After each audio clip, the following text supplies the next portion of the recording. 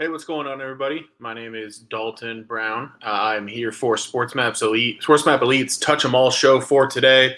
BC not available, so I am running solo. But we've got plenty of information to dive through on the whole board of games today, including 7 best bets across the board. So, looking forward to diving into these. We've got a full slate here on a Tuesday. Um, Sports Map Elite is, we've got a group of handicappers who have really been running hot and doing a good job. I know the guys who we work with all put a ton of time into what they do. BC and I have both been running pretty hot on baseball of late. Had a nice 5-2 yesterday, but looking forward to, you're only as good as your next one. So looking forward to hopefully putting up more winners today. But appreciate the support. And, Sports Map Elite is only $19.99 a month. So if you've been following, you've made money. If you haven't checked it out yet, I would highly suggest it. A lot of talented people, not just myself and BC with baseball, but every sport out there, we've got people who are grinding away and producing units. So go ahead and check that out. But without further ado, I'll go ahead and dive into today's slate. Starting with the first game, which is my Dodgers in Cincinnati taking on the Reds. I'm going to be driving out to this game here in a couple hours. Cincinnati is only a little over an hour from me, so I'll be checking out Dodgers Reds. It's going to be Tony Gonsolin on the mound for LA against Tyler Mahle on the mound for the Reds. Dodgers pretty significant favorites here, -185 on the road. Total set at 9.5. This is a game where the Dodgers and Reds, they met back in April, and the Dodgers kind of ate them alive. I think the Reds were kind of in the midst of their doldrums there and weren't really winning any games at all in the beginning. They've improved since then, but I like the Dodgers in the first 5 innings here, laying the half run on the run line. You can get that around -110, -115. As far as why, a lot of it just comes down to Tony Gonsolin. This is a guy who I think is probably the Cy Young frontrunner right now in the National League if he keeps doing what he's been doing. He's allowed 1 or 0 earned runs in 9 of his 12 starts on the season. He's just been ridiculously hard to get to. And, he did face Cincinnati back in April, threw only 4 scoreless innings in that game. He was still kind of building up then. His leash wasn't at all what it is now, so I don't think he'd get pulled that soon if he were pitching that way tonight. You look at what he's done in June. 18.1 innings so far this month. He's only allowed the 1 run. It came on a solo homer. He's 96th percentile in hard hit rate against. Expected ERA sitting right about 2.5 tells me that, what we've seen from him is pretty legit this year. He's been doing a great job keeping hitters off balance with a fastball, changeup, fastball, splitter, big 12-6 curve. He's just been dynamite all season, and I think he'll probably pitch pretty darn well again today. Tyler Mahle is starting to return to form as far as what Cincinnati needs and wants him to be. Problem for him is that the Dodgers have hit him around pretty good. Back on April 17th, the Dodgers posted a 7 spot on him in just 3 2/3. He is pitching better in June. He's got an ERA around 1.7 this month. But on the season, ERA just over 5 at home. You look at the competition he's pitched against recently, it doesn't really compare to what the Dodgers are going to throw at him. I know the Dodgers lineup has been a little sloppy of late. They're without Mookie Betts. Some of that, though, is just not hitting with runners in scoring position. And I think, while it's concerning, that's an area the Dodgers were pretty top tier for the first month and a half or so of the season. And I think that's one of those things that just is going to ebb and flow at times. And at some point, I think they're going to start connecting with runners in scoring position again. I'm not overly worried about the Dodgers offense, and especially not, in a hot day in Cincinnati, in the Great American Small Park, taking on a right-handed pitcher that they've hit well in the past. You look at the bullpens too. If the Dodgers do get into that bullpen early, Cincinnati's bullpen's got an ERA of 6.02 in June. Dodgers bullpen hasn't been great either, but I don't think we're going to need it here to cash a first 5-run line with the Dodgers. Bumping on down the line, we've got the Rockies and the Marlins. This is the only other 6:40 Eastern time start today. That's 9:03 Colorado, 9:04 Miami. It's going to be Ryan Feltner on the mound for Colorado. He'll be going up against Castano for the Marlins. These are 2 guys we haven't seen a ton of this year. Marlins going to be a small favorite here, -125, over under 8.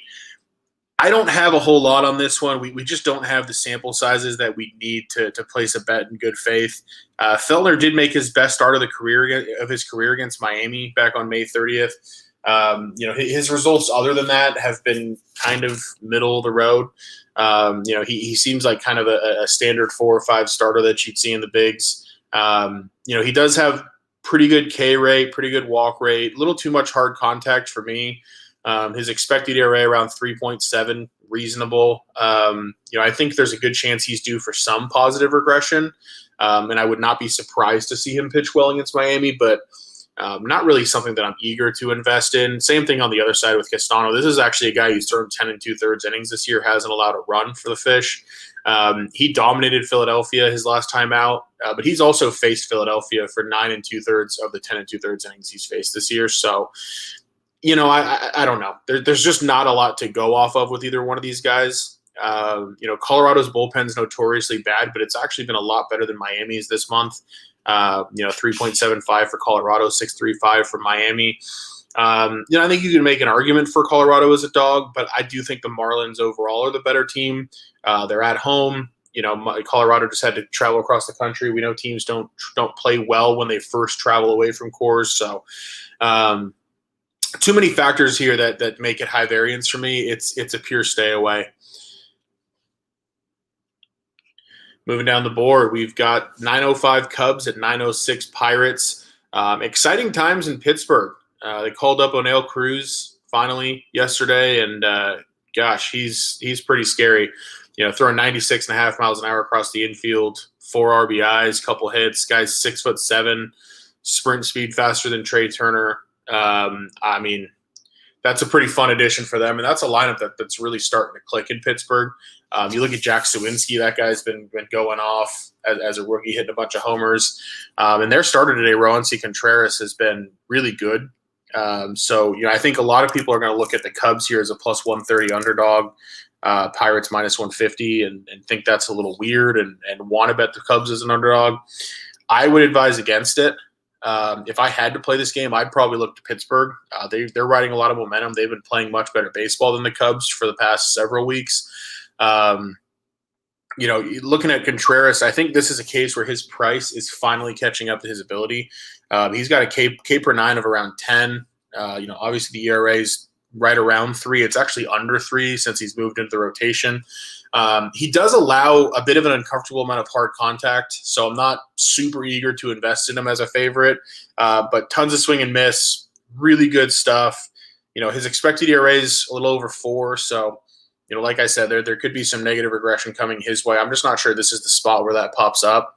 And then looking at the Pirates offense, taking on, this guy Matt Swarmer for the Cubs. This guy's, there's not a whole lot to go off of, right? He's still pretty fresh, pretty new, but the early returns on him in Baseball Savant are not good. He's absolutely dead last in slugging percent, expected slugging against, barrel percentage against. When guys swing the bat, they're absolutely crushing him. Pretty good whiff percentage, but I don't have a whole lot of faith in him. This is a guy who's allowed 10 earned runs in his last 8 2/3 innings over his last 2 starts. He's allowed 8 homers in just 14 2/3 innings this year. Not a whole lot to believe in with this guy Swarmer at this point. Pittsburgh's bullpen has been pretty decent.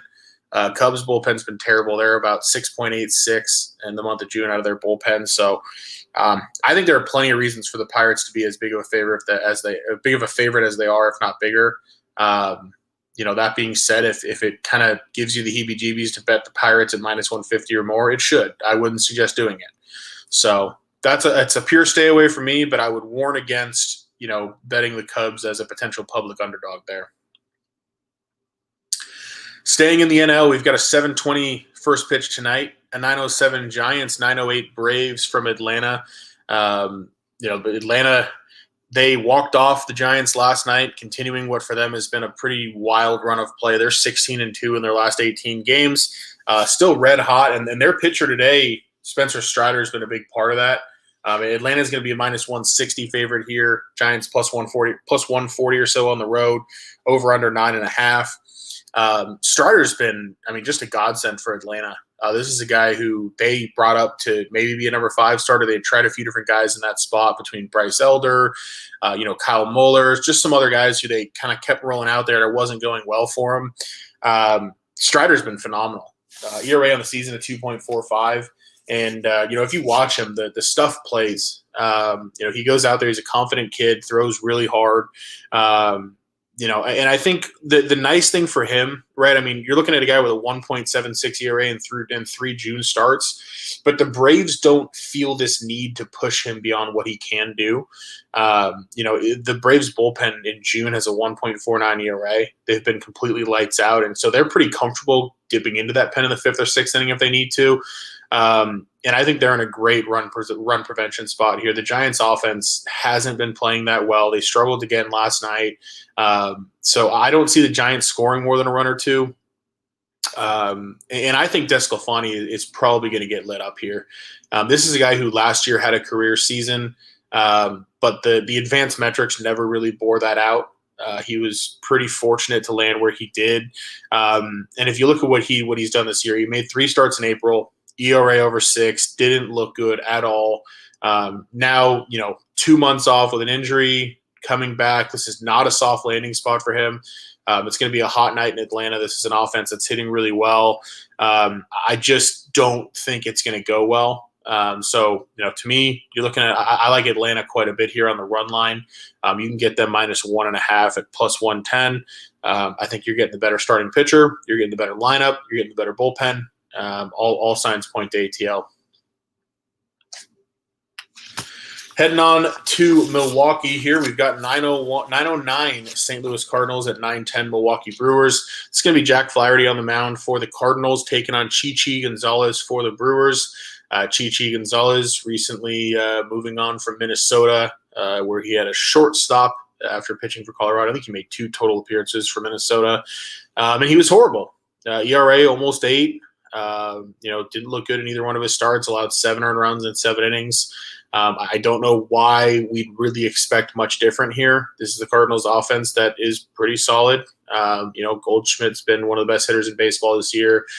They got a lot of speed, a lot of guys who get on base in front of him and Arenado. So I think the Cardinals will score a bit.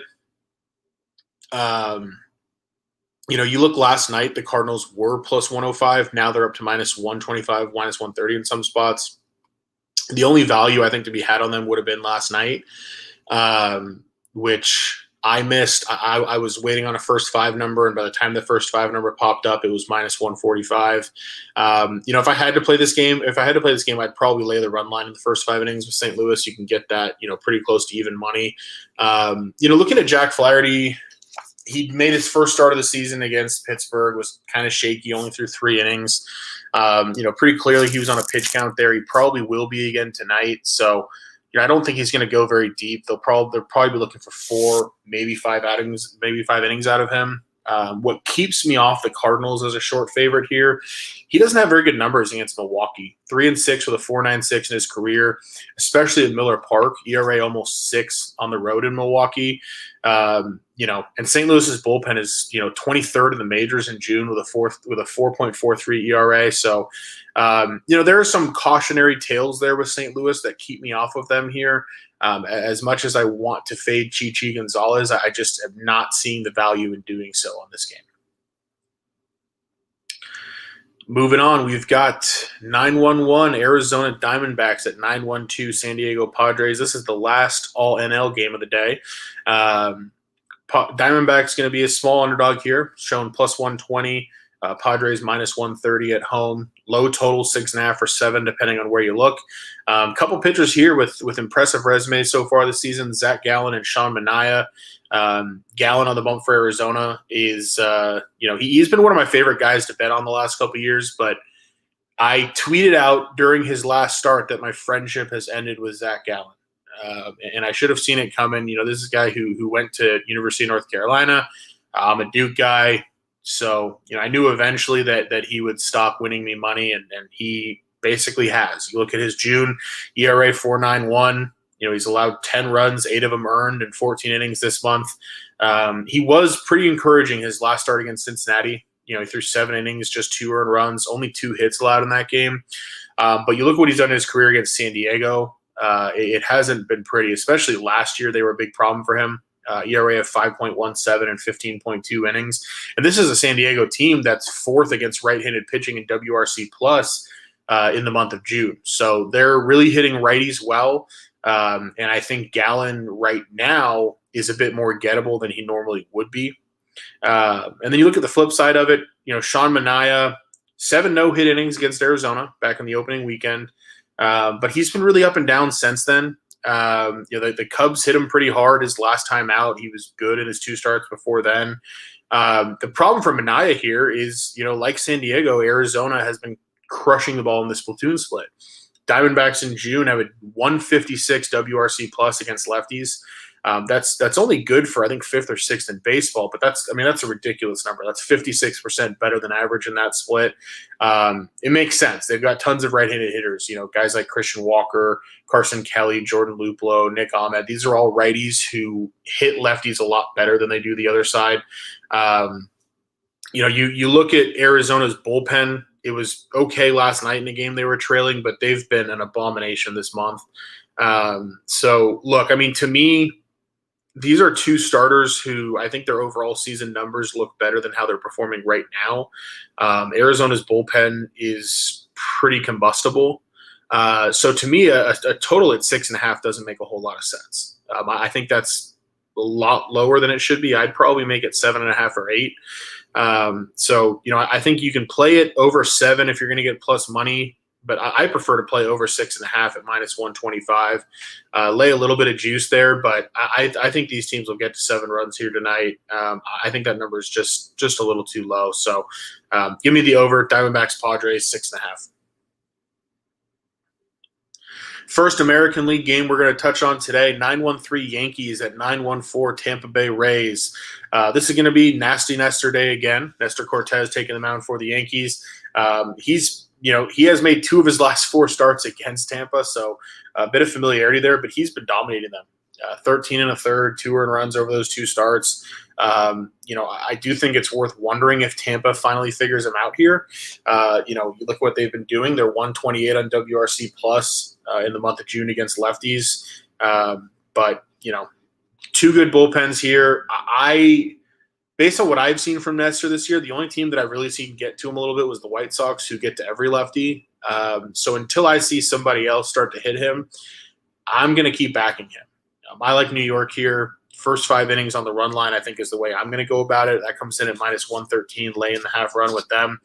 Looking at the other side, Tampa's going to send Jalen Beeks out to start. He's been really good for them this year. 1.29 ERA. He's been mostly working in relief, couple spot starts here or there. He's pitched 4 1/3 innings against the Yankees, hasn't allowed a run. While that's encouraging, you're maybe looking at 1 time through the order with him. I think that's probably all they're going to get, and then you're going to get a revolving door from that bullpen. And it's a really good bullpen. It's a bullpen with a 1.70 ERA in June, but every time you open the door and a new pitcher enters the game, you're welcoming the potential for variance. And with the way this Yankees offense is going right now, it's hard for me to imagine them not scratching across a couple runs over the first 5 innings. And I really think that's all we're going to need here to cover this number with the Yankees' first 5 innings. Moving on, next game down the board, Detroit Tigers, Boston Red Sox. Potentially explosive pitching matchup here. A couple guys who I'm not necessarily a big believer in, and Bo Brisky and Rich Hill right now. Over under 9. Detroit is plus 165 underdog on the road. Red Sox are minus 185 at home. Pretty substantial favorites here. Detroit doesn't hit. But they have hit lefties okay recently. They're right around average against lefties in the month of June. Rich Hill is a pretty below average lefty at this point. Obviously he goes out there with a mid to upper 80s fastball, big loopy curveball. I think it can work, right? Sometimes it works for him, but he's not getting a lot of swing and miss this year. He's really relying on soft contact, which, can create variance for him. I'm not very eager to get behind him. I think that if Detroit does hit, it happens against lefties. He faced Detroit back in April, didn't get into the 5th inning, or didn't get out of the 5th inning. Allowed 3 runs. So, not super confidence-inducing, but I just don't think I can play a Detroit over.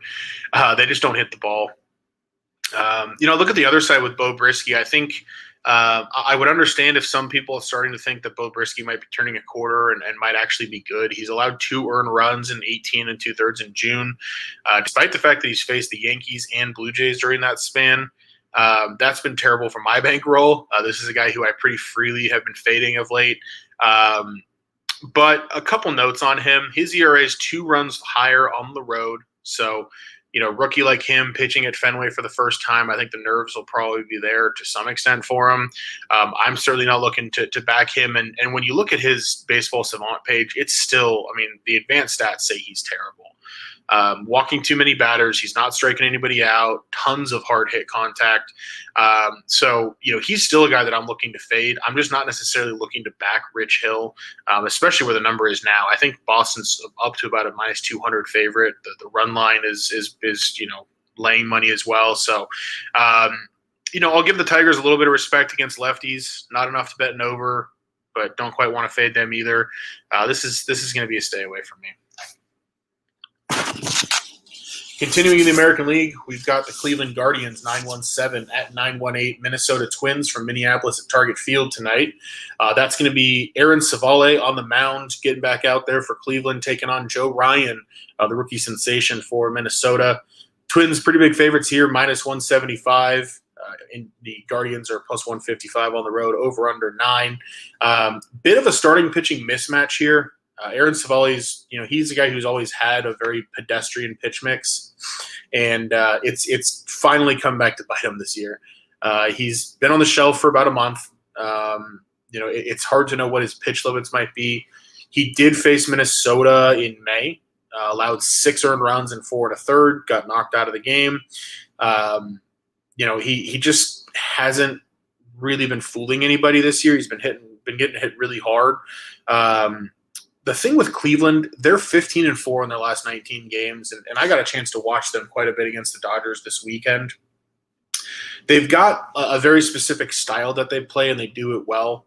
They run the bases really well. They play small ball. They've been getting clutch hits when they need to, but a lot of it comes down to the fact that their bullpen has been absolutely lights out for the better part of a month and a half now.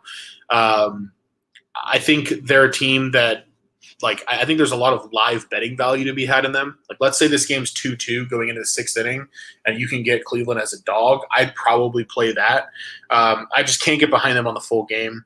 I think Joe Ryan is just a big pitching upgrade over Aaron Civale, and the Twins have been playing okay. For Joe Ryan, he's not quite looking like a rookie of the year anymore, but still he's been really good. 2 or fewer earned runs allowed in 7 of his last 9 starts. He faced Cleveland back on May 15th, 6 strong innings of work, only allowed 1 run. And then, so I think he's a guy who I think the Twins believe in. He was their opening day starter this year. I believe in him. As much as Cleveland has been playing really well, they're not really hitting the ball. They're just coming up with timely ways to score runs. And I think if this game's close late, you can look at betting Cleveland. I wouldn't touch it pregame.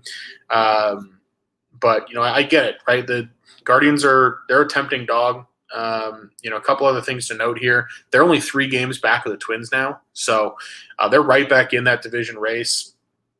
But in Minnesota's bullpen, ERA around 4.5. That's 21st in baseball in the month of June. What keeps me off Cleveland?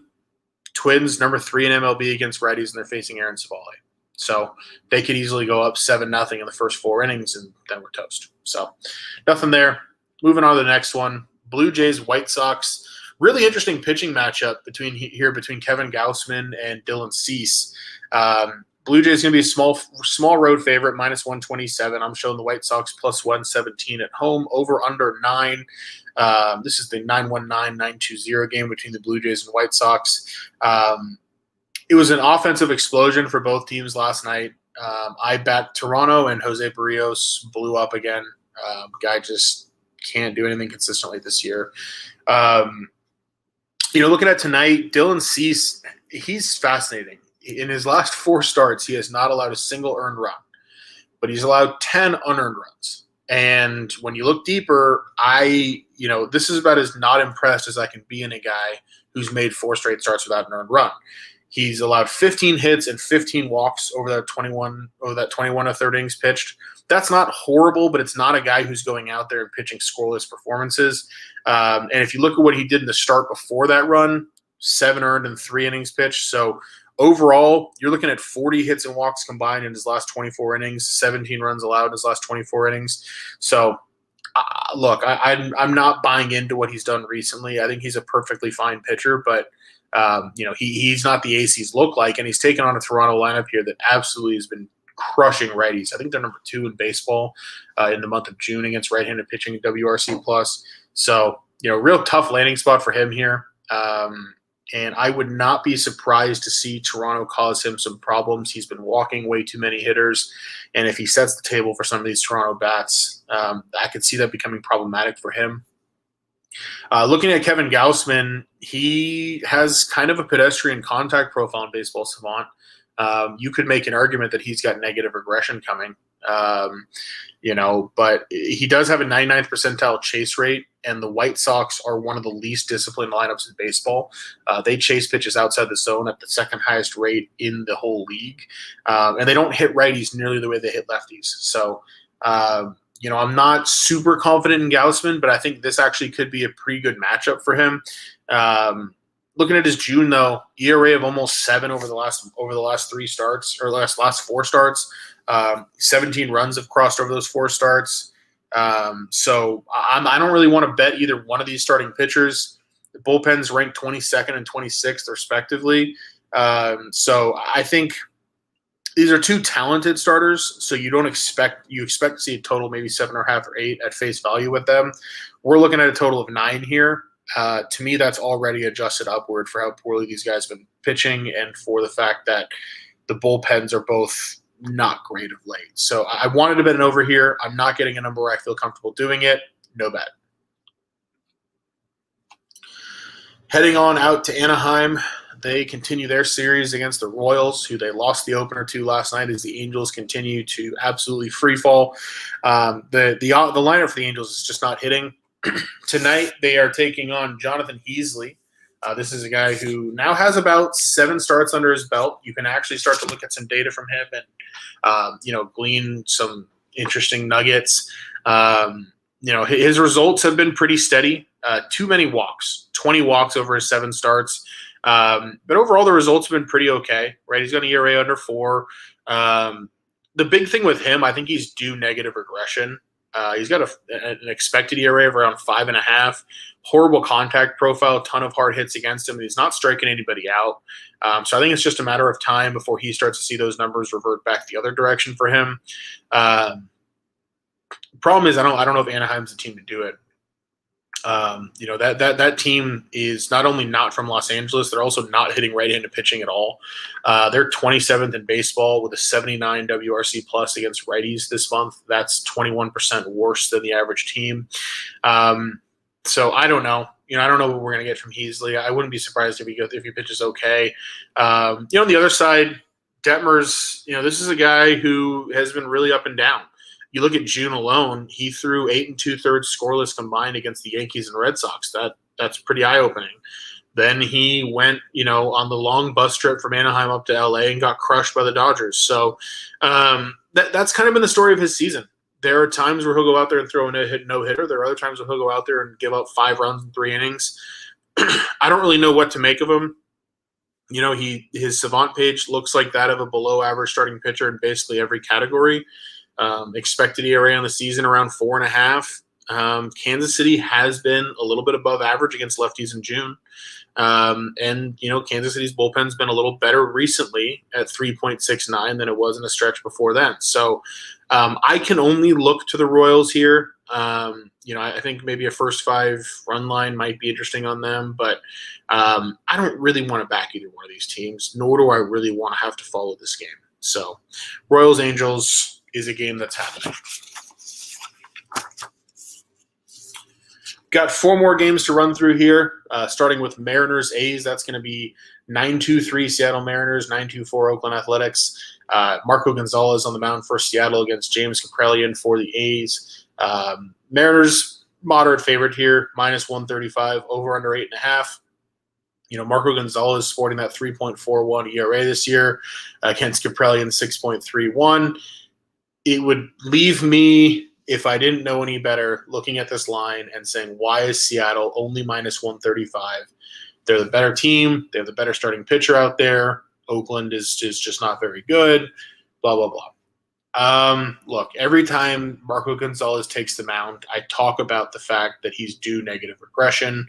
Recently, he's been doing just enough to make sure that I lose money when I tell people that, but I am not buying in on him. The expected ERA is still 4.9. He has allowed 3 or fewer earned runs somehow in all but one start all year.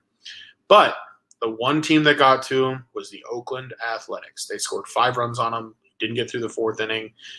So I don't want to back him at all, despite the Mariners seeming short.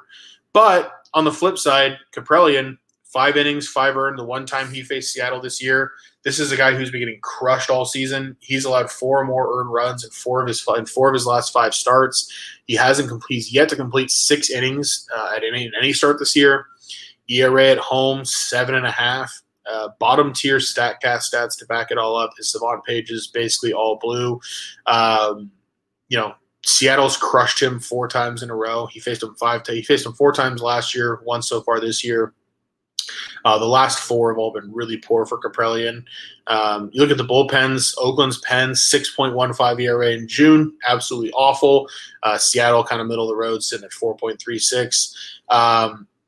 Look, I think Seattle's team total is kind of interesting. I might end up putting out a play on that on Twitter just because they're taking on Kaprielian and a terrible Oakland bullpen. But for now, this game, I'm just not fully comfortable with it. So I'm just staying away. We've got 3 interleague games to talk about, starting with 925 Orioles at 925 Nationals at 926 Orioles, the Battle of the Beltway in the DMV area. 2 terrible teams, throwing a couple not-so-good right-handers at each other, Eric Fetty and Jordan Lyles. Nationals going to be a small underdog here, plus 116. Orioles minus 136 at home, big total of 10. I'll kind of walk through the 2 starters. I don't have any bets on this game. I think it's a pretty disgusting game, to be honest. I don't think they need to play it. Eric Fetty's allowed 16 earned runs, 26 hits in his last 17 innings. Not very good. 9 walks as well. Had a pretty solid May going before that set of starts. He did pitch pretty well at Baltimore back in 2019 and 2020, but it has been a while. So I don't know if that's really useful information to us at all.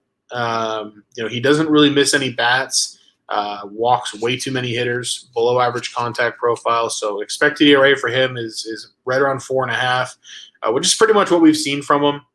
But he hasn't been pitching recently very well at all.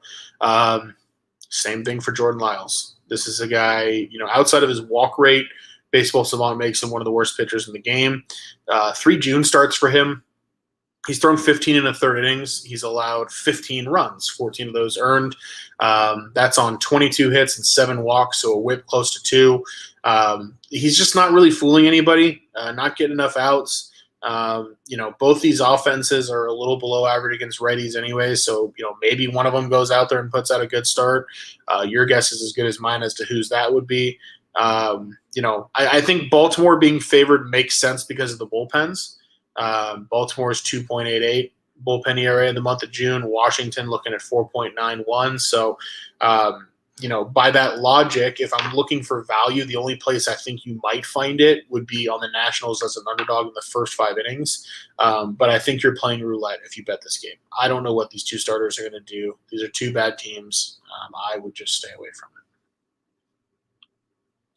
I do have a play here on Phillies Rangers. That's going to be 927, 928 from Texas. Classic interleague rivalry here between Philadelphia and Arlington. Kyle Gibson on the mound for Philadelphia. Martin Perez on the mound for the Rangers. Rangers a very small favorite here, minus 112. Phillies available plus 102. Over under 8 runs here. Martin Perez has made me a lot of money. I'm going back to the well with him here today. I'm betting Texas in the first 5 innings, minus 115. One thing that Martin Perez has in common with a lot of lefties, he got victimized by the Chicago White Sox and has looked great otherwise. He faced them 2 starts ago. It went horribly. and then he came out and dominated Detroit in his last start. 7 innings, 1 earned. Didn't get any run support, so didn't win the bet on that one. But this is a guy who I'm going to continue to look to back. He faced Philadelphia in May, 7 shutout innings, absolutely dominated them. He's allowed 2 homers all season. So in order for teams to score off Martin Perez, they got to get runners on and convert. It's a lot harder to do than to just sit there and hit the long ball. He's allowed more than 1 earned runs, only more than 1 earned run, only twice in his last 12 starts. So think about that. 10 of his last 12 starts, you're looking at 0 or 1 runs against him. On the flip side, Kyle Gibson has allowed at least 2 earned runs in 7 of his last 8. So if we put those 2 things together, it stands to reason that Texas will score at least 2 runs and Philadelphia will score 1 or fewer in the first 5. Sometimes these things can be really that simple. Looking at Kyle Gibson, 4.78 ERA in May, 4.67 in June. He's been just sort of treading water, has some good starts, has some terrible starts. Martin Perez is clearly the better side here, clearly the better pitcher. The Phillies have the better lineup, but I think in a small sample like that, I think Texas has a better chance of scoring early on. So give me the Rangers in the first 5 innings minus 115 behind Martin Perez. Final game on the board today. This is a fascinating 2-game series. 9-2-9 Mets and 9-3-0 Astros. Some people, namely folks like Patrick Grady, BC, UC, they might tell you that this is a World Series preview, and I wouldn't necessarily be shocked by it. Mets sending Trevor Williams to the mound against Jose Urquidy for the Astros. Urquidy's been pretty terrible. He gives up just obscene amounts of hard contact, doesn't strike anybody out. The only redeeming quality with him, he doesn't walk anybody. He's going to be in the zone. And so sometimes if you just go out there and pitch to contact, you'll be successful regardless. And I think he's a guy that sometimes benefits from that. But generally speaking, I don't think that approach is going to work against the Mets. The Mets are number 2 in baseball season long in terms of their ability to hit right-handed pitching. They've been only behind the Yankees in that category. So to me, this is not the right matchup for Jose Urquidy. I'd be surprised if the Mets don't put up 4 or 5 on him. On the flip side, Trevor Williams going out there for the Mets, pretty good results. ERA sitting around 3.5. His expected ERA 3.21 is the lowest of his career. So I think there's an argument to be made that he's pretty good. And the results have kind of borne that out so far. Where I would throw caution when it comes to Trevor Williams, he is producing the lowest ground ball rate of his career, so too many balls being hit in the air, and the highest left on base rate of his career. So what that means is when guys make contact against him, they're hitting the ball in the air, and when there are runners on base, he is recording outs as an unusually high rate. That could just be him being clutch. It could be the fact that, the contact in the air of him isn't hard. I think those things play into it. But more than anything, I think there's a little bit of luck involved in that. So I think Houston probably scores a little bit early here. I do think Williams is the better starting pitching option between him and Urquidy. So this is one of those double dips for me. I've done a few of these recently. I like first 5 innings over 5. That comes in at even money. I like first 5 innings Mets on the money line. That comes in at plus 110. My reasoning, basically, if first 5 Mets doesn't cash, the only way I think that happens is if Houston gets after Trevor Williams, in which case our over looks pretty good. And given that they're both coming in at plus money, if they go 1-1, you take home 1/10 of a unit, and that's totally fine. But I think the most likely scenario here is something like 5-2 Mets after 5 innings, where Urquidy gets hit around, Williams gives up a couple, and the Mets might lead. I also think this also protects you against a tie, so you push on the tie, meaning if we get a 3-3 here, you're adding a unit. So I really like the double dip here. Mets first 5 innings, Mets Astros first 5 innings over 5 runs. To give a full rundown of the plays for today, we've got 7 of them in total. We're going to be on the Dodgers first 5 innings on the run line minus half a run. Backing Tony Gonsolin there. We're going to be on the Braves minus 1.5. I think Spencer Strider continues to pitch well. I think DeSclafani gets hit around in his return. Arizona and San Diego over 6.5. I think Gallen and Manaea have not been pitching as effectively as their resumes might tell you of late. Arizona's bullpen's horrible. 6.5 is too low. Texas, first 5 innings, backing Martin Perez. Love him. Yankees, first 5 innings, similar story. We're backing Nestor Cortez against a bullpen day for the Rays. That's on the run line with the Yankees in the first 5. Mets, first 5, Trevor Williams. I think the wrong team's favored there. And Mets, Houston, first 5 over 5. That's sort of to protect for if Williams gets hit as hard as Urquidy. I'm hoping for another 4-3, 5-2 type of day. The work doesn't change, and appreciate anybody who popped in and joined here. Feel free to get at me on Twitter, send me a DM with any questions you have. Talk trash when I inevitably lose some bets. But thanks for watching. I'll be back on Thursday with more. And in the meantime, y'all have a good one.